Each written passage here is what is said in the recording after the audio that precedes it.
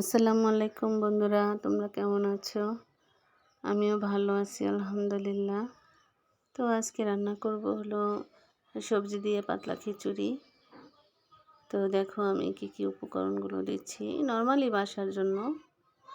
Normally যা যা বাসায় আসলো বাসায় থাকা উপকরণ দিয়ে বাসায় যা আছে তাই দিয়েই পাতলা খিচুড়ি রান্না করব।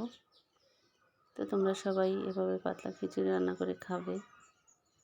খেয়ে দেখো কেমন লাগে, ভালো লাগবে আশা করি। সবাই ভালো থাকবা। আসসালামু আলাইকুম।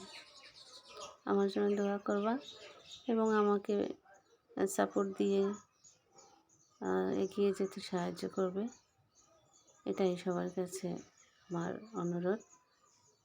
আচ্ছা, ওকে, সবাই ভালো থাকো। ওকে, আসসালামু আলাইকুম রহমতুল্লাহ।